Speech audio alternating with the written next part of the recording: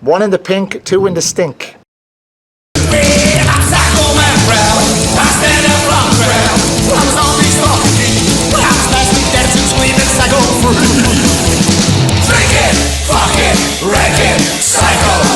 Hey man, how you doing? I'm Doyley, and I was born in Ireland, in Dublin, in 1960, and I grew up listening to rock and roll, and decided that at the age of 16 that psychobilly was for me.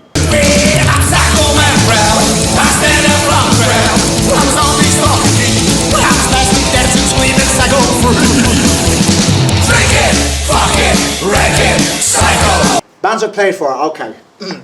Klingonz, Crazy Wolves, Mad Sin, Demented I Go, Spellbound, The Deltas, The Polecats, The Dead Kings, Captain Drugbuster meets the Zorchmen, Jerome Hamers and the Zorchmen, Nigel Lewis and the Zorchmen, and there's a few others I can't remember. Celtic Bones. And there's a couple more, but I can't remember.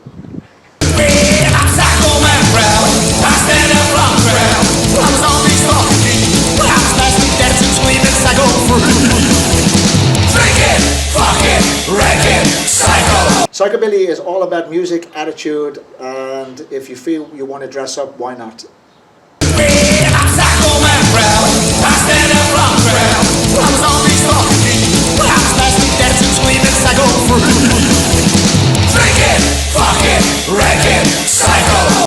I think the attitude towards psychobilly has changed. When psychobilly, when I heard it first in the 80s, it was all about discovering different styles of music that you wanted to put together into psychobilly to make it not just rockabilly with a double bass, but you were influenced by so many other bands that you were playing a little faster, a little slower, a little more with heavier guitar, a little more with this type of music, some gypsy, some punk, some ska. I think as it progressed in the 90s, it got even heavier with bands like Necromantics, Mad Sin, and Klingonz, Demented I Go. And then after this, people decided that they wanted to go back to maybe a more old school sound, or it got even more heavier with kind of more metal psychobilly. But at the end of the day, psychobilly involves all styles of music. I think it's just open-minded to what you want to play. There's no rules. You don't have to dress or look in any particular way. You just play the music because you like the feeling of the beat and the style of music.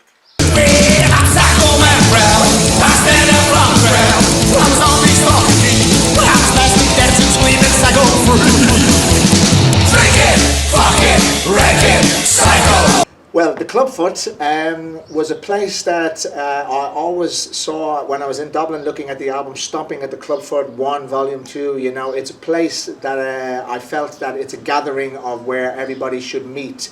It was like this scene from the Close Encounters movie, you know, where they have the mountain called the Devil's Mountain, and everyone had to meet here to see the UFO. So I thought, this is a place that I have to go.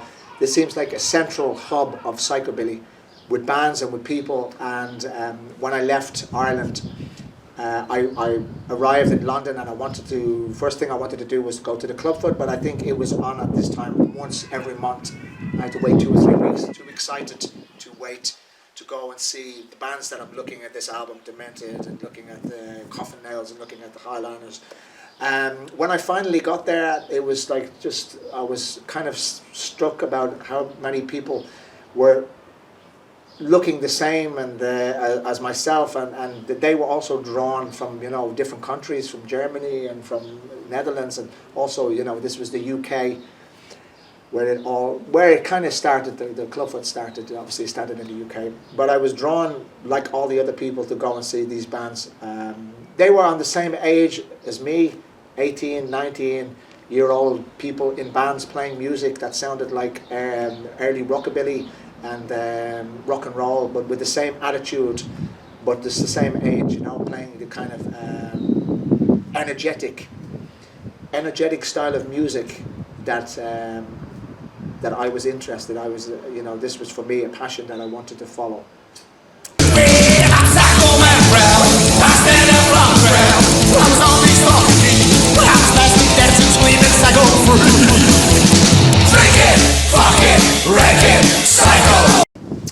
Diablo Records started as a label for bands that were unsigned, and I was working at my own record recording studio in Camden Town, and I was recording just bands that were calling me up. It doesn't matter, they were like rock, hip hop, blah blah blah, and I was doing this for about a year. But it wasn't what I wanted to do. I wanted to do something with bands that I liked and people and a style of music that I liked. Although I do like this style of music, it's not what I wanted to do. And I wanted to have a label for bands that were unsigned and needed something behind them. And I know from being on a record label that it's very important to have a label behind you to support you and to, release your music and to get it into the right places. And that's why I started Diablo Records.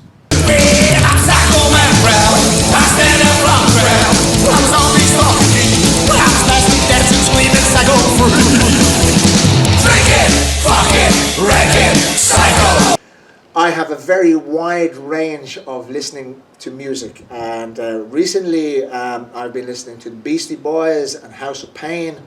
This is a very hip-hop style of music. It sounds, but there's still a lot of energy. If you watch some Beastie Boys concerts, you'll see this jumping around and this coming out with this style. It's very cool, and it's very difficult to do this kind of music. And when I had the Diablo Records studio, I had some hip-hop bands, and it was something I wasn't interested in. But the guys that were doing this is the talent to do something just off the top of your head and to come out with the lyrics that you don't know what you're going to say is a very talented thing to do, I think. And I listen to lots of rock and roll, lots of some Foo Fighters, some ska, Interrupters, Madness Specials, blah blah blah. I mean, I can listen to all sorts of any kind of music.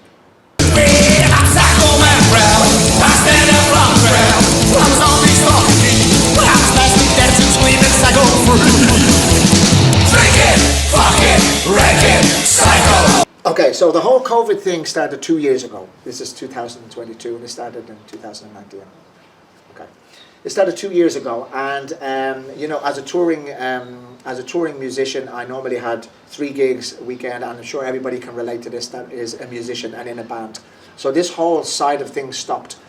But the touring musician part of it for me is not about making the money. I also have my job, so it's a kind of more of a fun thing to do.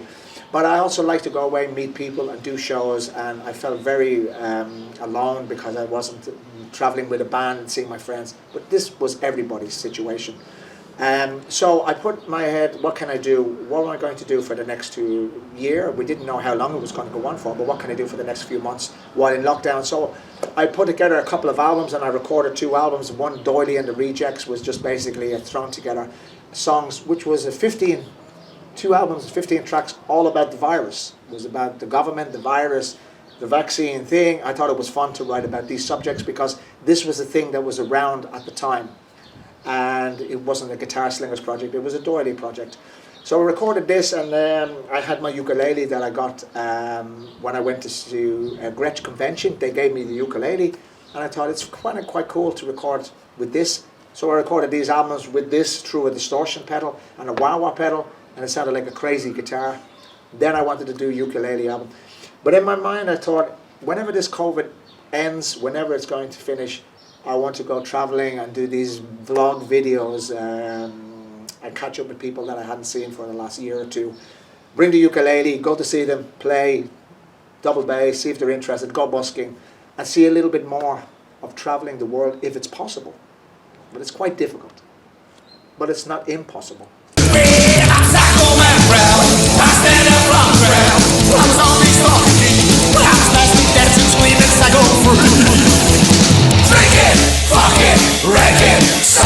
Tours were cancelled and postponed until 2021. Tours were cancelled and postponed to 2022. So where does it go? It's like some shows are already cancelled until 2023. If we can have football going on, why can't we have concerts? If we can have this, I don't see the problem with open air concerts. I don't see the problem. Is music being, what's happening? Is it being forcefully closing down? Is it being shut down? I mean, what's happening, But I still managed to do shows myself in Holland and in Spain, and I just hope that venues will foreseeable future, put on gigs and just try to work around restrictions. And I don't, you know, it would be a sad day if music for the psychobilly rock and roll small scene dies out. It was already dying out quite slowly 3-4 years ago. Where I talked about this in another interview, where festivals were getting less and less people. You know, Psychomania was already losing some money. You know, the Earthquake finished because there wasn't as many people going to it as normal. But this is a normal thing. You know, people are getting older. People are like got families, and they don't want to travel to shows anymore, and they want to do this. But also there is no new people coming into the scene, no new blood, no young kids wanting to get into the scene because the scene is too old for them. It's like what I said earlier, you know, psychobilly is 40 years old now, and people are going, it's an old scene. This is how I felt when I was growing up listening to rock and roll. It's an old scene played by old guys. You need young people to come along and to start kicking a bit of fire in and adding their own variation of psychobilly and to make it their something new and something different, you know. I think the Test Pilots have done something like this.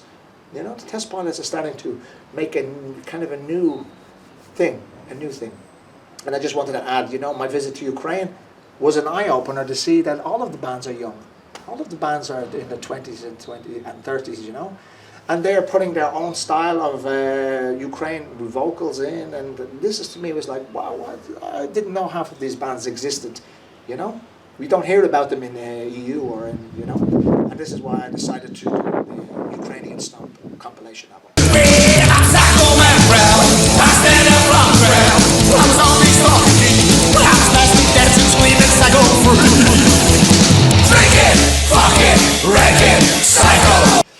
My book, the book was just an idea to start telling stories to people about what happened when I was in one band, what happened when I was in another band. It's not a complete autobiography. It's just mainly funny stories of situations in bands that I was in, things that happened to me. And I just wanted to introduce me growing up and why I got into the bands and why, you know, my determination to play in not as many bands, but just to try and experience as much different types of music as possible, you know. And the bands that I played in, they're not the same, they're different, you know. Deltas and the Polecats are this more thing, Klingonz and the, you know, all this. So, but to me, it's all just playing music, and I think the more you play, the more you understand, and the more you learn, rather than playing one thing with the same band all the time. You have to experiment with music, and the book just explains a lot about this, how I met this band and how I joined this band. And you know, I'm cheeky and I just went to the band, hey man, you wanted me to play? Yes. You don't ask, you don't get. And this is what the book is. It's just telling tales and stories about why I'm playing on the psychobilly scene and why I wanted to play with these bands. And it was a hard thing, and as you know, I say in the book that I haven't really read a book ever, and I've never really written a book. So I like a challenge, and I like to see what I can do. And it took a little bit of time to write, but I think it's okay.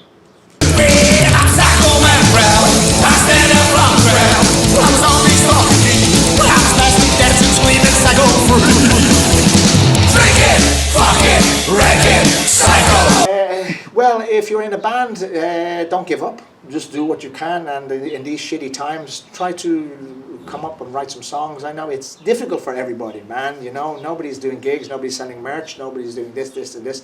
But you can come up with ideas, and you can make things that hopefully will work for your band. Whether it's doing a live stream thing, just don't let it die, and don't give up on this shit, man. You know, and don't forget to tune into this fucking channel, man. This Raw Meat. This is a good channel, man. Remember, I'm the first, man, and probably not the last. Okay. What's happening here? Oh, something on the display. Probably a little spit from me, you know. Come on, do it. Howdy, man. We're gonna get a little song in here, man. I love music. Okay, here we go, man. All right.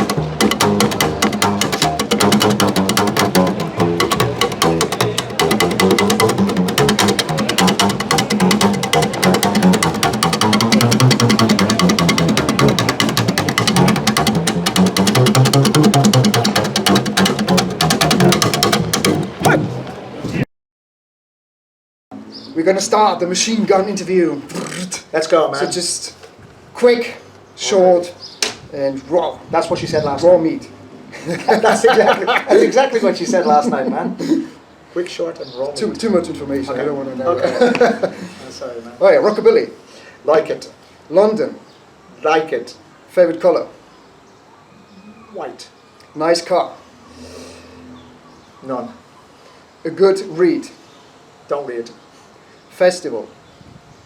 Pineda. Nigel Lewis. Love him. Your age. 50 off. Movie. Oh, the day the earth stood still. A cool place to be. Santa Paula. Guitar Slingers. Love them. Pisses me off.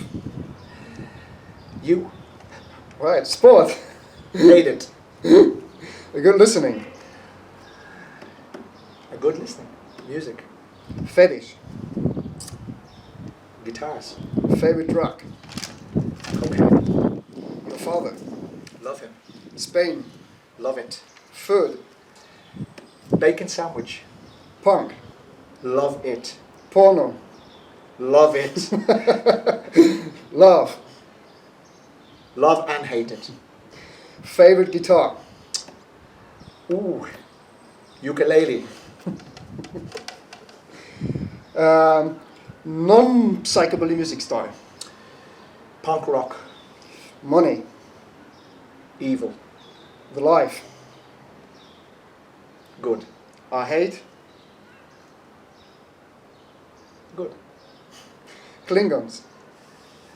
Love and hate them. A cool guy. Me. Bollocks. Good album. Favorite swear word. Fuck. Another one. Fecker. Another one. Bollocks.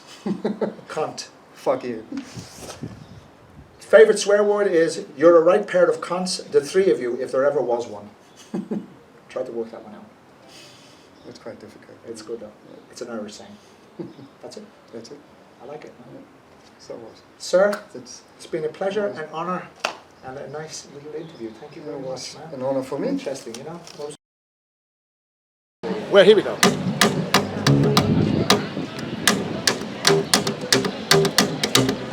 Well, I gotta go with a wrecking machine, man. It comes to rocking. Now she's the queen. I said I would up a dance on a Saturday night. All alone, I could hold her tight, but she lives on the 20th floor of town.